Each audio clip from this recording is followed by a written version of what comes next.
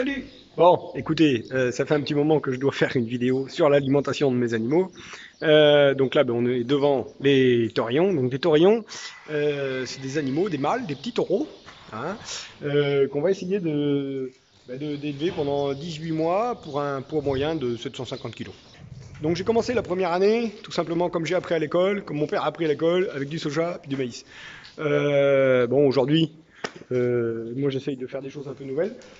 Entre autres, la première des raisons pour lesquelles je change mon alimentation, c'est pour devenir autonome.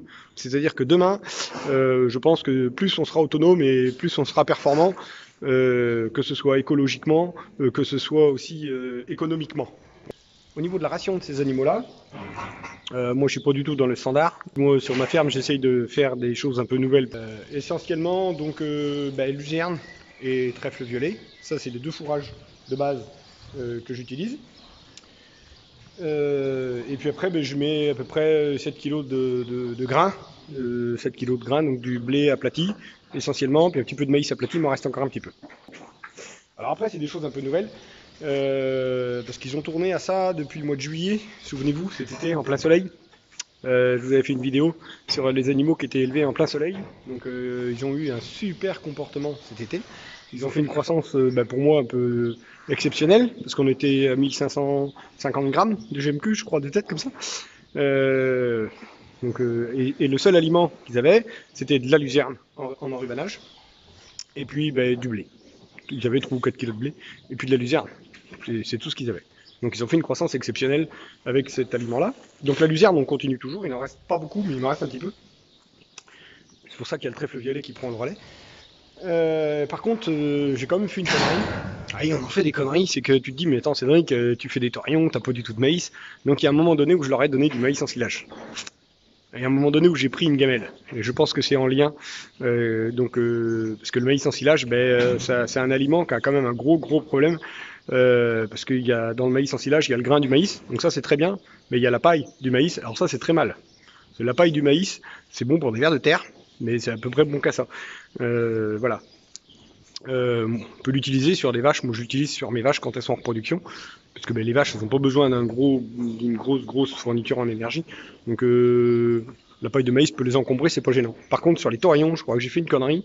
Alors pour vérifier que je faisais une connerie, je les ai pesés, parce qu'on pèse nos animaux tous les 3 mois, pour vérifier qu'ils prennent bien du poids, comme il se doit. Comme je me disais qu'à l'œil, je voyais que ça allait pas, on a fait une pesée supplémentaire. Il fallait la faire, hein, parce que alors voilà comment ça se passe quand on fait une pesée. Donc on les monte à l'intérieur d'un petit camion, dans lequel il y a une bascule, puis ils redescendent par l'avant du camion. Voilà, donc on les pèse tous un par un. Et puis ça m'a permis de voir que tout simplement il manquait 300-400 grammes de GMQ. Voilà, on était presque à 1,1 kg au lieu d'1,4 kg en moyenne. Donc c'est un petit peu gênant. Mais après, je prends des risques. Hein. Donc celui qui prend pas de risque, c'est pas marrant. Hein. Voilà. Donc après, au niveau fourrage, je vais vous faire voir donc, les fourrages que j'utilise, entre autres la luzerne et le trèfle violet. Donc le bâtiment, hein, c'est tout simple. Hein. On a ici les taureaux d'un côté, et puis de l'autre côté, du stockage. Alors le stockage, vous voyez, bon ici on est mercredi, il reste à manger là pour demain et puis vendredi. Voilà. Donc ça, je dispose mes bottes de paille, de foin, d'enrubanné, de trèfle, je les dispose tous les lundis, tous les vendredis, simplement pour gagner du temps, parce que un tracteur quand il fonctionne, ça coûte cher, très cher. Donc un tracteur, moins il tourne, moi mieux je me porte. Donc je mets à peu près, faut dire, 1h30 de travail pour disposer toutes mes bottes de paille puis mes bottes de foin. Donc ici, ça c'est l'enrubanage. Donc c'est des boules d'herbe qui sont dans du plastique parce qu'il faut qu'elles soient à l'abri de l'air et de la lumière pour pouvoir se conserver. Donc ici, ça c'est de la luzerne. Donc vous voyez, c'est coupé hein, en petits bouts et on va retrouver les feuilles. Donc des feuilles de luzerne, vous voyez ici. Donc ça c'est un fourrage, c'est assez facile à faire parce qu'il suffit juste de couper la luzerne à plat avec une faucheuse sans conditionneur. Et puis après, on laisse tranquille. Puis on le sèche, on le laisse sécher 2-3 jours. Après, on endaine. Voilà, moi je fais des andins le plus gros possible. Parce que la presse, elle a tendance à faire perdre des feuilles. Parce que la luzerne, hein, si on secoue un brin, voilà, si je prends un brin de luzerne et puis que je le secoue, Ouais, bah il perd pas ses feuilles, ça marche pas, hein. Mais la luzerne, oui, c'est des plantes qui ont tendance à perdre leurs feuilles. Et donc quand on fait la récolte, il faut être très très vigilant pour ne pas perdre les feuilles, hein, voilà. Parce que là, si on prend par exemple une plante, voilà, comme j'ai au bout de la main, dans une botte d'enrubanage comme ça, il faut vous dire qu'il y a à peu près 18% de protéines. Par contre, la protéine, vous voyez, dans la tige, c'est pas là qu'il y a de la protéine, c'est dans les feuilles. Donc les feuilles, vous voyez, ben, c'est pas un gros pourcentage, hein, et c'est ce qui est facile à perdre. C'est-à-dire que quand on récolte de l'enrubanage ou de l'herbe comme ça, c'est facile de perdre les feuilles. Donc si on perd les feuilles, on perd la protéine. Donc voilà, au prix que ça coûte une botte, parce qu'une botte ça coûte à peu près 11 euros pour la faire, juste pour la faire. Donc ça coûte un peu de sous. C'est bien de ne pas perdre les feuilles. Vous avez des bottes d'enrubanage. Donc luzerne, trèfle violet, parce que ça arrive à la fin de la luzerne, donc le relais va être pris par le trèfle violet. Donc là, ils font une journée, une botte de... Enfin là, vendredi, une botte de trèfle. Demain, la fin de la luzerne. Et puis hier, c'était du trèfle violet qui était ici. Donc comme ça leur fait une transition pour changer l'alimentation doucement. Et ici, devant, c'est de la paille de trèfle, ça. Trèfle violet, en paille, mais à 15% de protéines. Ah, c'est un nouvel aliment. C'est-à-dire que celui-là, je l'ai fait en foin, mais il était bon à moissonner. Donc là, ben, c'est très très ruminatoire, c'est très dur, hein. Donc c'est au niveau stockage, vous voyez, c'est une botte cubique, hein, donc là les moitiés mangées. C'est une botte cubique, c'est du foin, c'est sec. Là c'est l'aliment à Konrad Schreiber. Konrad Schreiber, hein, c'est un ancien agriculteur qui fait plein de choses nouvelles, qui est un petit peu chercheur, qui est voilà, quelqu'un que j'apprécie beaucoup. Et il nous a appris à faire de la fibre. Il appelle ça, lui, de la fibre haute technologie. La petite poussière que vous voyez, ben, c'est tout simplement la protéine.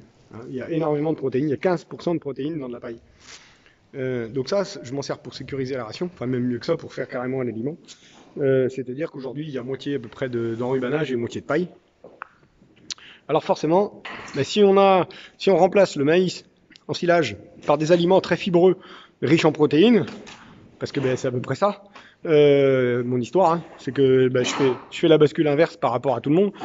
Il faut quand même, après, ben, corriger la ration en énergie. Donc pour corriger la ration en énergie, hop là, ici c'est un aplatisseur, hein, voilà. Ce qu'on va donner en plus aux animaux, c'est tout simplement du blé aplati, hein. Ben parce que le blé aplati, ben c'est du sucre très efficace, qui va permettre de corriger cette ration, parce que si un animal mange trop d'énergie, eh bien, il va tomber malade, ou du moins, il va pas digérer comme il faut pour faire sa croissance. Et inversement, si un animal ne mange pas assez d'énergie par rapport à la protéine, eh bien, ça va être pareil, il va tomber malade, ça va pas aller comme il faut au niveau de sa physiologie. Voilà, sachant que nous, bon, après, on vérifie le comportement des animaux. On vérifie beaucoup aussi les bouses, ouais, ça paraît pas, mais en fonction de ce qu'on va faire rentrer à l'avant d'un animal, ben, ce qui va sortir derrière, c'est pas forcément pareil. Donc, c'est les bouses, l'état corporel, c'est des choses que nous, on va pouvoir voir tous les jours pour vérifier qu'ils ne vont pas mal. Moi, ce que je dirais sur la ration, au niveau de leur comportement, c'est qu'ils sont calmes. Mais pour moi, ils sont plus calmes que les autres années. Vous voyez, là ils sont couchés, ça rumine. Bon, c'est... Hein? Oui, t'es mignon. Il est beau, hein? Il est mignon. Donc ça, c'est quand même signe que d'avoir des animaux calmes comme ça, je pense que c'est quand même un signe d'un bien-être. Là, on fait des choses un peu nouvelles et c'est pas toujours facile d'être bon partout du premier coup. Voilà. Par contre, on avance et on apprend. Et c'est ce qui nous permet d'être plus forts demain. Voilà.